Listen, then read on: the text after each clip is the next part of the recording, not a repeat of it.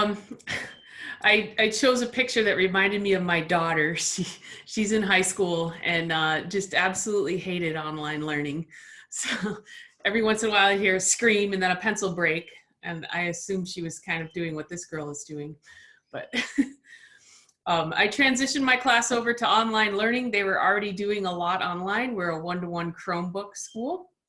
So it was a little bit easier transition, I think, than it would have had we not been working online. But these are some of the tools that I used while we were working online. Okay. Teams. We are a Microsoft school, so we use Microsoft Teams. I had been using it all along to push out assignments to my students, saved me on making copies. They got the assignments on Teams, they filled them out on Teams. It was pretty seamless, no downloading or anything on their part. And then I was able to add grades and a weekly schedule very easily once we got to online learning. So this is a typical assignment in Teams. This is actually one from the NASA collection that I modified to be online.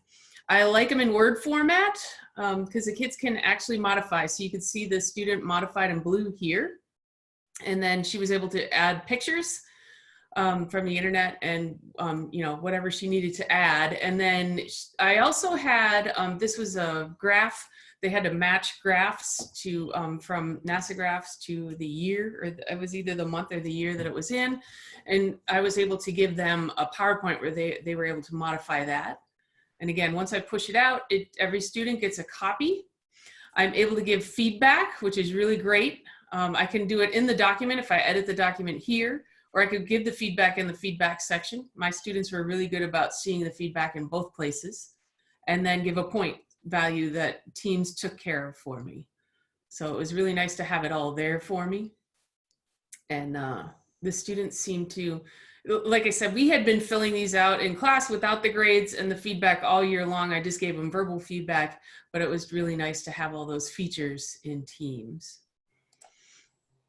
They also have a thing called Insights, which is great for high school because we had a lot of kids trying to fly under the radar and do nothing. So I was able to see, using this Insight button, exactly what they did. So this particular student, Zoe, worked on tuskless elephants from 1 to 2 p.m. I saw that she edited the file and then turned it in. So I'm able to do all that. I can get an idea of how long she spent on the task. And it was great when communicating with parents. So the parents would say, oh, I know my son or daughter worked on this. And I'll say, no, they kind of didn't. So that was really helpful to me too. So this was my main tool. Another nice feature is we can actually do, we're going to do next year, our Zoom type meetings with Teams. So we can do Zoom meetings there. There's a couple features that are missing, but they're working on putting them in. And then the kids, and I have it, an app on my phone, and we get notices, and I can actually call a meeting and it'll call their phone. So the kids really can't hide very well, which is also really nice. So as you can see, I have PlantSnap.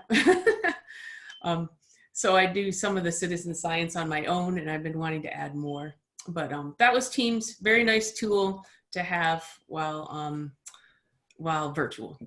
Another tool I used, because I did need to throw together some labs, is I used Zooniverse. I don't know if anybody's familiar with Zooniverse. Mm-hmm. It's a wonderful platform where real scientists put out their data in the way of usually visual data. So with, you know, they have a webcam out in the Serengeti. So the webcam just collects pictures of movement, and then the kids have to look at the pictures and say, okay, what's in this picture? And they classify the pictures. There's a lot of different kinds, and it does move around a lot because once a project is completed, they'll change it. But I really like Zooniverse because it gives the kids choice. They can choose projects that they wish, and I did that virtually. I do that in the classroom, but I also did it virtually. They can choose what they want to study and then participate in a real scientific study. And all the background information and everything is there, so they learn a lot while they're doing the project. So it's been going for 10 years. They just celebrated in December their 10-year anniversary, and you could see all the crowdsourcing has allowed them to collect bunches and bunches of data. So I'm not really going to go over the graphic, but You can check it out on Zooniverse if you're interested.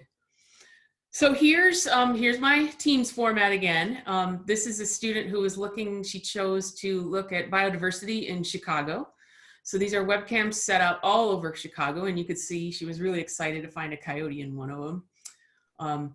And then I think she got a really rich understanding of biodiversity because she was actually participating in an actual study, and she did reflect that it would be really nice to do something like that here, which I thought was pretty neat. So that was one of our virtual labs. Here's another one just to give you some of the diversity. This is a biology class where we study mitochondria like crazy.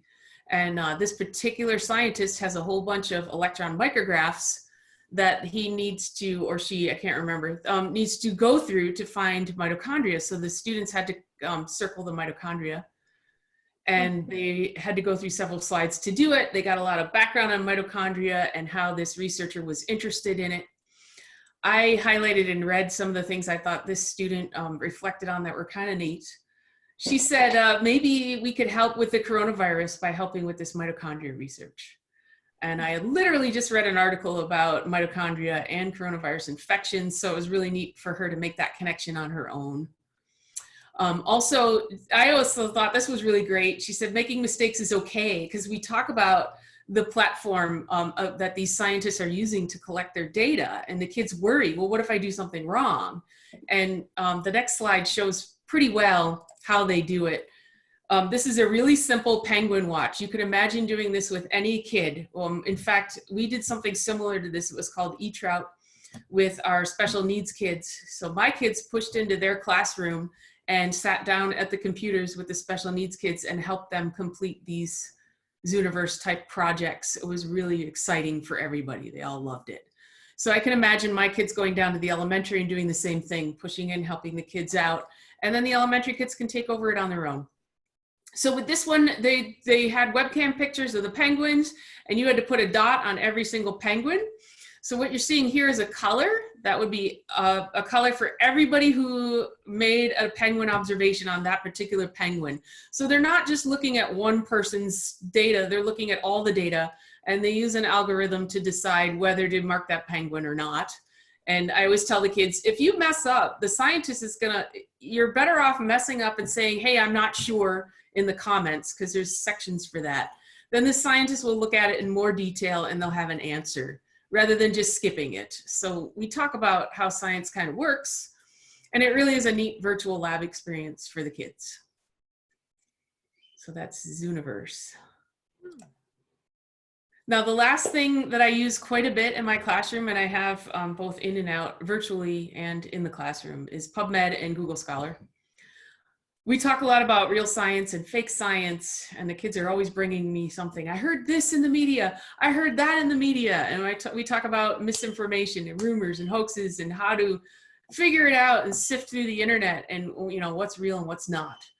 So at high school level, I really love to bring them to the original documents, the original sources. And at the very least, we read the abstract. And I help them, if they need it, with the science behind it. Most of the time they can work through it on their own using Google, you know, for the big words and things like that. And they do it's a great way to check on some of these things that are posted in social media. And I know it's very shocking to the kids to see, oh, it says this study, you know, 9 out of 10 people surveyed, whatever. And then they go to the original study and they say, well, this is not even, it's not even close. So I think it's a really good skill for them moving on in their life to have. So we spend a lot of time on that in class. This also supports our bibliography. What I do with GLOBE, we do measurements on clouds. We do water quality measurements.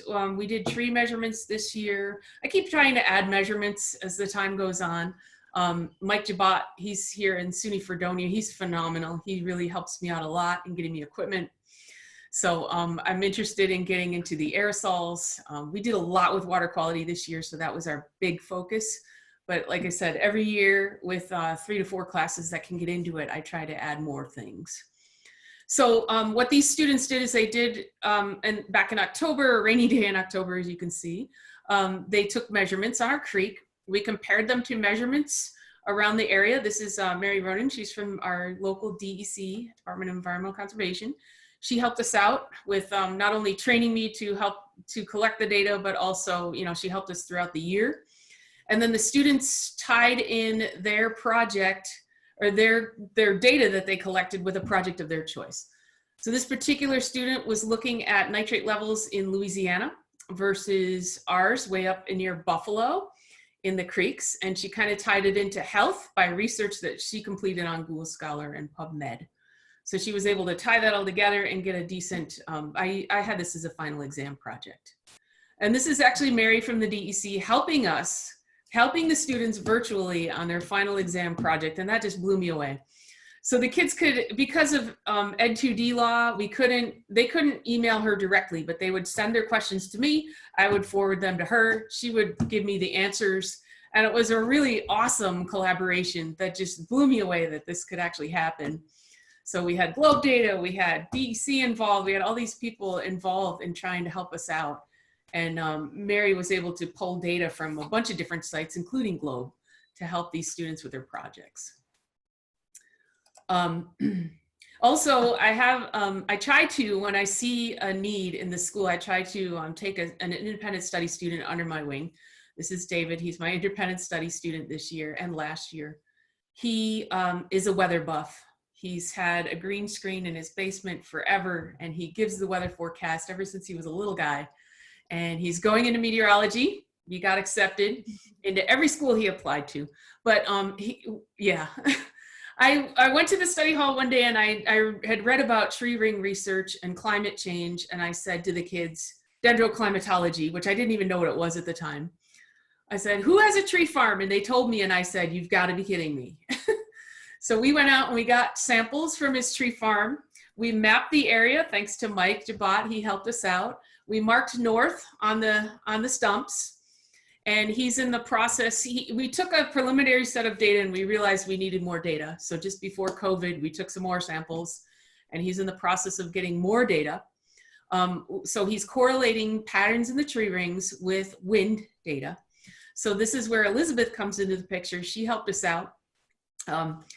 So there was no, on MyNASA data, this is a MyNASA data website. You can get all the data they have, and it's very easy to get into an Excel spreadsheet. It takes a little while because there's lots of it, but that's what we wanted. So we didn't have wind data on there, and Elizabeth made it happen. So that was really exciting. I keep telling David, you contributed to NASA already, and you're not even out of high school, because he wanted that data. So we've been able to we're trying to correlate the data to the tree ring patterns. And he's learning a lot about how to do research, which I think is critical for anyone going into a scientific field, and just loved it. He just loved doing the research. He was very excited to, and we used Google Scholar and PubMed to kind of look at old studies and collect that background information for his, hopefully, publication. I'm hoping to publish him in a youth journal eventually.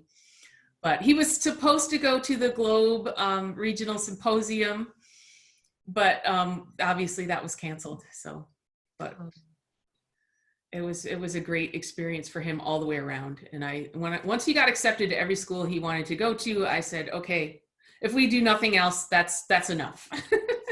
But he's willing. He wants to work over the summer. I just saw him yesterday, and we're going to hopefully get him published.